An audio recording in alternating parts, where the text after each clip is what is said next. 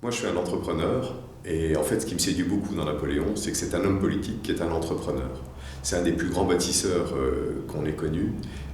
On vit encore aujourd'hui dans notre société sur les prémices qu'il a fondées au moment de l'Empire, et pas nous seulement d'ailleurs, parce qu'il y a d'autres pays en Europe qui ont conservé les mêmes bases réglementaires et des bases législatives. Évidemment, on peut lui reprocher d'avoir orchestré un certain nombre de boucheries pour magnifier son propre ego. Moi, je crois en fait que c'est quelqu'un qui profondément voulait améliorer la vie des gens et améliorer la manière dont les sociétés sont constituées. Il y est plutôt pas mal arrivé.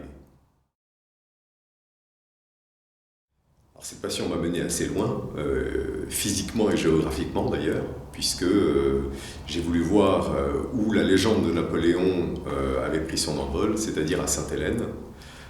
Sainte-Hélène, c'est très loin d'ici. Pour pouvoir y aller, en tout cas aujourd'hui, il faut prendre un avion jusqu'au Cap, et puis ensuite du Cap, faire 5 jours et demi de bateau dans un isolement à peu près total.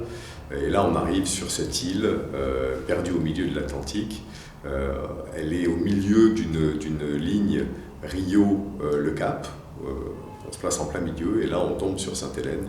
Et donc cette île isolée de tous, au milieu de l'océan, j'y étais passer des vacances et j'y étais pour voir la maison de Napoléon, celle dans laquelle il a vécu pendant 5 ans et demi. Ce qui m'a intéressé dans l'Aiglon, c'est qu'en fait il a un destin extrêmement injuste. Très peu de gens le connaissent, alors que c'est l'héritier d'un des principaux personnages de notre temps. En fait, il n'a pas eu de destin du tout. Et ce qui m'a fasciné, c'est le contraste entre son absence de destin à lui et le destin incroyable de son père.